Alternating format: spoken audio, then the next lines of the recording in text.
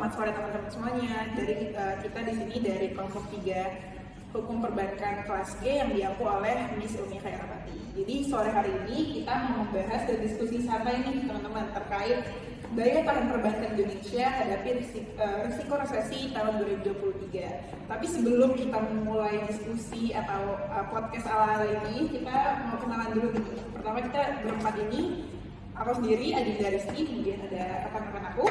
Halo semuanya, aku Jessica Alma. Halo semuanya, aku Imrona. Halo, aku Gali Fajar. Ya, ada Jessica, Imrona, dan Gali. Jadi kita membahas terkait resesi tahun 2023 yang digadang-gadang sama kemarin sempat viral yang katanya tahun 2023 itu bakal jadi tahun yang gelap nih, kayak wah orang-orang bakal susahan nih tahun 2023. Kalau aku sendiri tahu tuh kemarin sempat viral ya kayak resesi tahun 2023 tuh dunia ini bakal ekonomi turun banget. Nah tapi aku tuh bingung deh, resesi itu sebenarnya apa sih guys? Kayak apakah yang memang semua ekonomi itu berhenti atau gimana nih menurut Imran dulu deh pertama-tama? Menurut aku ya, untuk resesi sendiri itu sebuah istilah ekonomi sebenarnya, yang mana istilah ini tuh menggambarkan bahwasanya suatu negara itu akan mengalami suatu fenomena yang menggambarkan keadaan di mana perputaran ekonomi itu berubah menjadi lambat dan semakin memburuk gitu. Nah, perputaran ekonomi yang melambat ini bisa berlangsung cukup lama, bahkan tahunan. Hal ini tuh bisa diakibatkan dari pertumbuhan produk domestik bruto atau yang biasanya itu disebut dengan PDB. Nah, untuk suatu negara menurun selama 2 kuartal dan berlangsung secara terus-menerus. Nah, untuk PDB sendiri ini dapat diartikan sebagai suatu aktivitas ekonomi suatu negara selama satu periode. Jadi, apabila suatu negara mengalami penurunan ekonomi atau penurunan aktivitas ekonomi yang secara terus-menerus selama 2 periode atau lebih, akibatnya suatu negara ini tuh bisa mengalami resesi gitu. Oh, jadi benar ya kayak anggapan aku tadi itu emang penurunan ekonomi di suatu negara secara terus-menerus ya. Kayak masih orang buat negaranya jadi terserahkan sedikit ya, tapi dari penurunan ekonomi itu kan pasti ada faktor-faktor yang sebaliknya. Kenapa sih kok bisa turun ekonominya? Emang orang-orang udah ada makan apa? Emang gimana gitu? Gimana ya? Kalau penyebabnya itu gimana ya? Dari penyebab resesi Penyebab resesi pada suatu negara itu mungkin yang pertama inflasi, yaitu kondisi naiknya harga secara terus-menerus baik itu harga barang maupun jasa, dan yang kenaikan harga ini berimbas pada melemahnya daya beli masyarakat. Nah, terus yang kedua itu ada suku bunga tinggi. Faktor yang satu ini memang nggak bisa lepas dari sektor ekonomi. Di satu sisi suku bunga yang tinggi ini dimaksudkan untuk melindungi mata uang, namun di sisi lain peningkatan suku bunga yang terlalu tinggi justru membebani para debitur sehingga mengakibatkan terjadinya kredit macet. Nah, kredit macet dalam jumlah besar jelas akan berdampak sistematik pada dunia perbankan. Ketika dunia perbankan kolaps, terjadilah itu namanya resesi. Nah, kalau setahu sih itu. kalau dari Jessica gimana nih menurut kamu penyebabnya resesi atau gimana nih? Kalau dari aku, tadi kan udah disebutin nih adanya inflasi. Kalau inflasi itu kan kenaikan harga barang. Nah, ada juga nih sebab yang aku tahu tuh adanya deflasi. Nah, deflasi ini merupakan kebalikan dari tadi yang udah dijelasin sama Gali. Berarti deflasi ini kebalikan dari inflasi. Meskipun demikian, adanya deflasi ini bagi perekonomian suatu negara ketika harga barang dan jasa menurun dalam waktu ke waktu. Nah, dampak yang ditimbulkan ini bisa jadi lebih buruk dibandingkan inflasi. Dengan turunnya harga barang dan jasa di satu sisi akan lebih mempermudah masyarakat untuk membelinya. Namun kenyataannya ini masyarakat justru menunggu turunnya harga barang dan jasa pada titik yang lebih rendah. Nah, akibatnya permintaan terhadap barang dan jasa tersebut akan semakin turun gitu. Nah, jadi salah satu penyebabnya ini deflasi ini bisa juga mengakibatkan resesi gitu. Berarti ini berkaitan erat banget ya sama daya beli masyarakat dan perputaran uang di masyarakat juga ya. Kayak tadi dari yang dijelasin dari sama Imran juga setahu tuh ada kebijakan pemerintah sih, kayak kebijakan moneter, kebijakan fiskal. Nah, kalau dari Jessica sendiri gimana nih? Kamu ada kayak tanggapan juga kalau kebijakan pemerintah tuh kenapa bisa jadi penyebab resesi? Kalau menurut aku mengenai kebijakan pemerintah, Sejatinya pemerintah itu dituntut untuk berupaya mensejahterakan rakyatnya melalui kebijakan ekonomi yang melindungi perekonomian rakyat. Namun tak selalu kebijakan pemerintah itu membuahkan kesejahteraan bagi rakyatnya. Artinya ada kalanya pemerintah salah dalam mengambil kebijakan ekonomi. Misalnya kebijakan impor bahan pangan yang berlebihan, pembangunan yang mengandalkan utang luar negeri, penghapusan regulasi terkait dengan kelestarian lingkungan, penghapusan pajak barang-barang mewah, dan sebagainya. Dan kesalahan dalam mengambil kebijakan ekonomi akan berdampak pada penerapan strategi yang salah. Alih-alih mencapai pertumbuhan ekonomi yang meroket, tetapi malah justru merosot dan masih banyak lagi yang lainnya. Oh, berarti kebijakan pemerintah itu berpengaruh banget juga ya sama gimana kok bisa dari resesi dan turunnya gitu. Kalau dari apa sebelumnya itu penyebab resesi berarti ada kayak inflasi, deflasi, terus juga kebijakan pemerintah, dan tadi itu ada juga suku bunga yang tinggi. Nah, tapi kalau dari yang aku baca-baca juga ya internet itu kayaknya situasi kondisinya juga udah tadi Gali juga sempat nyebutin kan kayak ada PHK besar-besaran termasuk inflasi gitu. Nah, tapi kayak dari yang aku baca kemarin akhir-akhir ini e-commerce kayak Shopee, Tokped, JDI itu lagi PHK juga kan, PHK besar-besaran itu berarti bisa jadi dibilang kita udah mau menuju resesi ya, tapi mungkin karena belum sebesar itu, kayak belum terus-menerus, belum bisa dibilang resesi di tahun 2023 gitu. Tapi mungkin dari sekarang Indonesia bisa kayak mempersiapkan gimana ya, kondisi ekonomi kita biar akan resesi gitu. Nah, terus kira-kira tuh suatu negara kalau emang dia menghadapi resesi itu dampaknya apa ya? Kayaknya yang aku sebutin termasuk dampak resesi sih yang kayak PHK besar-besaran, terus juga daya beli masyarakat turun itu kayaknya termasuk resesi juga sih. Tapi selain itu ada juga terkait kinerja instrumen investasi nih. Nah, kinerja instrumen investasi ini akan mengalami penurunan sehingga investor cenderung menempatkan dananya pada bentuk investasi yang mungkin lebih aman gitu dibandingkan yang sektor yang terancam gitu. Ekonomi yang semakin sulit pasti berdampak pada pelemahan daya beli masyarakat karena mereka juga akan cenderung lebih selektif menggunakan uangnya dengan fokus pemenuhan kebutuhan terlebih dahulu gitu. Oh, berarti ngaruh juga ya antara investor terus masyarakat juga daya belinya menurun, investor juga makin pilih-pilih ya buat invest ke bisnis-bisnis. Tapi kalau misalnya dari Jessica gimana? Jadi kan kamu sempat ngejelasin tentang kebijakan pemerintah ya. Kalau menurutmu dampaknya resesi ke pemerintahnya kayak gimana? Dampak dari resesi untuk pemerintah itu adalah pinjaman pemerintah akan melonjak menjadi tinggi. Sebab pemerintah di setiap negara itu membutuhkan dana yang cukup untuk membiayai berbagai kebutuhan pembangunan negara. Dan di sisi lain, pembangunan tetap dituntut untuk terus dilakukan di berbagai sektor termasuk dalam menjamin kesejahteraan para rakyatnya.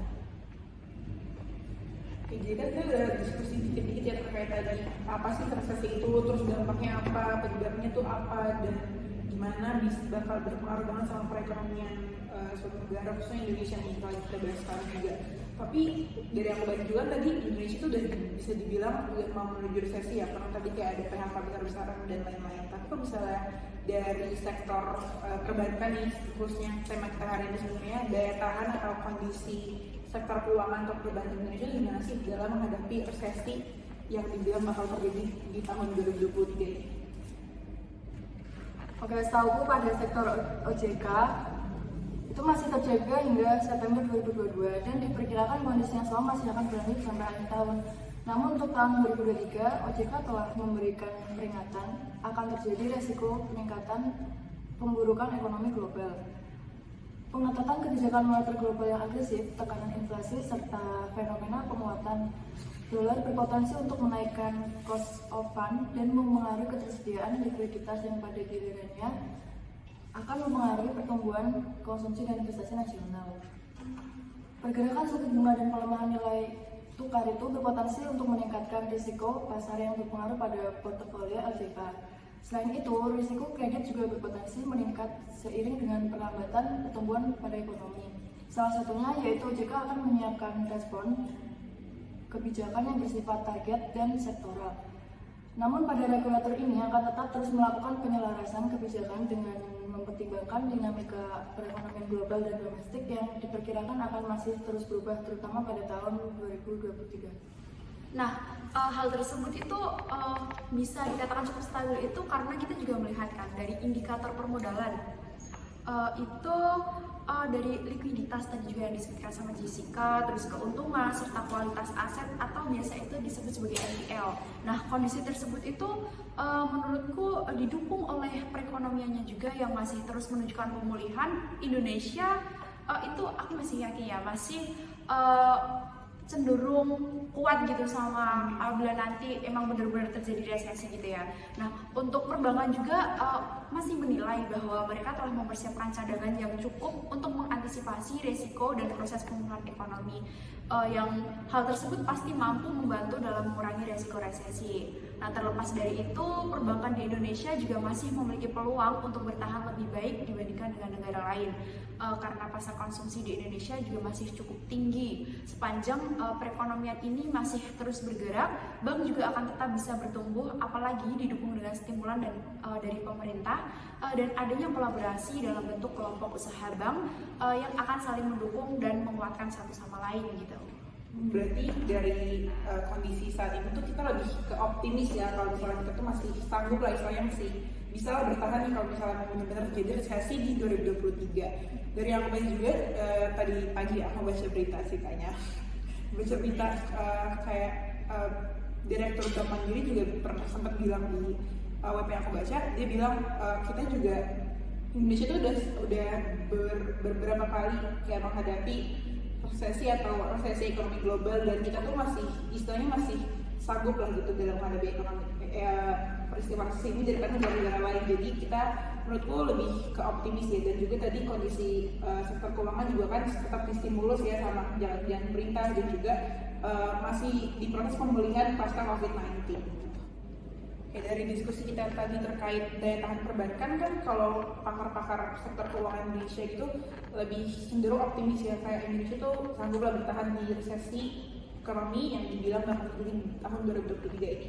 Tapi nih amit-amitnya kalau misalnya emang resesi 2023 ini kan terjadi, ada nggak sih yang mungkin peraturan perundang-undangan yang udah disahkan yang emang khusus dibuat untuk mencegah atau kiat-kiat atau emang yang langkah-langkah pemerintah yang khusus dibuat untuk mencegah resesi atau kebijakan-kebijakan untuk menghadapi resesi ini? Nah itu pengalaman krisis keuangan yang dialami dunia termasuk Indonesia telah mengajarkan otoritas dunia akan pentingnya sebuah protokol manajemen krisis atau PMK. Kata protokol sendiri diartikan sebagai sistem aturan yang menjelaskan praktek-praktek dan prosedur yang benar yang harus dijalankan dalam suatu situasi yang formal. Keberadaan PMK dalam sistem keuangan sangat penting dalam upaya penyelesaian krisis untuk membantu otoritas keuangan bereaksi dan mengambil langkah-langkah tepat dan terkoordinasi dengan cepat. Berarti kalau dari sisi regulasi atau peraturan perundang-undangan tuh ada ya kayak yang buat cara, yang ngasih tahu cara, bukan ngasih tahu sih, kayak lebih ke langkah-langkah pemerintah yang diambil kalau ada resesi atau cara untuk mencegah terjadinya resesi atau krisis keuangan atau krisis ekonomi gitu. Kayak tadi ada protokol PSSK gitu ya. Terus juga tadi kan udah yang pemerintah, mungkin aku mau bahas juga nih terkait kalau kita sebagai mahasiswa atau sebagai masyarakat luas, sebagai masyarakat awam, gimana sih biar bisa bertahan juga di era resesi kan? Tadi kan pakar-pakar tuh bilangnya kita bisa bertahan optimis, tapi kiat-kiat yang nyata ini gimana nih menurut kalian kalau kita sebagai mahasiswa khususnya buat menghadapi resesi yang dibilang bakal terjadi di tahun depan ini 2023? Oh, itu bisa dikatakan sebagai tips and trick gitu ya. Untuk yang pertama ya, kalau tips and tricks untuk menghadapi resesi bagi mahasiswa. Nah, nggak cuma buat mahasiswa aja sih, mungkin bisa buat masyarakat lain gitu ya. Nah, yang pertama itu mungkin terkait mempersiapkan dana darurat. Nah, ini itu dana darurat atau simpanan keuangan yang digunakan untuk masa depan. Nah, hal ini tuh merupakan hal wajib yang dipersiapkan dan dimiliki oleh semua orang sebagai salah satu cara untuk menghadapi resesi ekonomi. Dana darurat ini berperan besar untuk menjaga kestabilan keuangan keluarga maupun perusahaan saat terjadi pemotongan hubungan kerja atau hal lain yang tidak diinginkan gitu. Nah, untuk yang kedua itu mungkin bisa mencari passive income atau pemasukan lain gitu. Nah, hal ini tuh banyak tersedia lapangan kerja yang bisa dijadikan penghasilan tambahan atau passive income gitu. Untuk menjaga kestabilan ekonomi ini, salah satunya itu kayak pekerjaan online, kayak online shop atau nah iya kayak gitu. Ini juga bisa salah satunya juga kayak gitu, kayak online juga kan tadi. Itu tuh bisa jadi salah satu cara untuk menghadapi resesi gitu. Terus setahu aku mungkin 2 itu ya, tapi nggak tahu kalian lainnya, mungkin jadi bisa nambahin atau gimana gitu. Kita juga bisa meminimalisir pengeluaran dan hutang. Usahakan untuk menggunakan anggaran dana tersebut untuk melunasi hutang terlebih dahulu, serta hindari memakai kartu kredit jika berbelanja karena akan biasanya meningkatkan pengeluaran. Kemudian menggunakan asuransi. Jika terjadi hal-hal yang tidak diinginkan saat dana darurat belum cukup, maka kita bisa menggunakan asuransi. Nah, kita juga bisa untuk aktif berinvestasi. Investasi yang umumnya digemari oleh masyarakat adalah saham, emas, serta reksadana. Berarti intinya tuh tips-tips buat menghadapi resesi ini kita ya nambahin ini pendapatan, kayak nyari-nyari sampingan-sampingan, terus juga kalau bisa lebih hemat ya berarti kayak pengeluaran, terus juga mulai-mulai nih kayak investasi ke mungkin ke saham atau emas yang sekiranya bisa profit ya untuk menghadapi resesi ini. Nah, mumpung juga belum resesi kan, ini belum 2023 gitu, mungkin bisa cicil dulu dari sekarang, beli emas dulu, beli saham dulu, mungkin nanti kalau udah krisis kita udah nggak punya uang baru bisa dijual gitu kali ya. Intinya prepare dulu ya, prepare for the worst nih untuk resesi 2023 yang semoga aja nggak kejadian ya teman-teman kita 2023. Senang banget sih hari ini bisa diskusi saya berdaging gitu ya, produktif banget, bisa bahas resesi, terus juga tadi tips-tipsnya dan juga nambah wawasan terkait resesi dan cara menghadapinya dan lain-lainnya.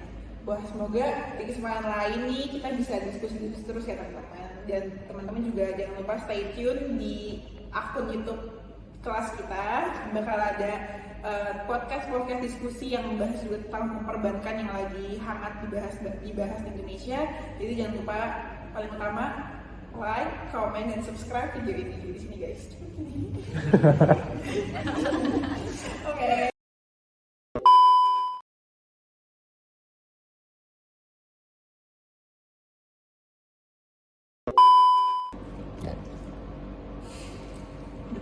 Ayo. Ini nanti masuk loh, nggak bisa di-cut loh. Enggak di pause. Ya, oke. Lanjut. Suruh bayar kas itu. Tidak. Bayar kas. Ulangin aja. Nah, tapi ini nah kan.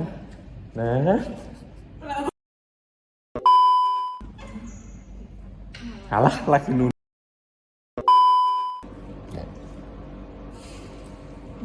Ayo. Ini nanti masuk loh. Ada resesi sendiri ya.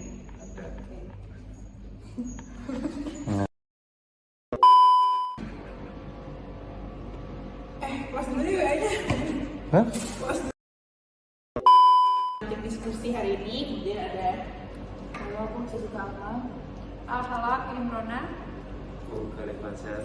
Oke, jadi kita berempat di sini ada Jessica, Imran, dan Gali bakal diskusi nih yang santai-santai aja terkait apa tema kita hari ini?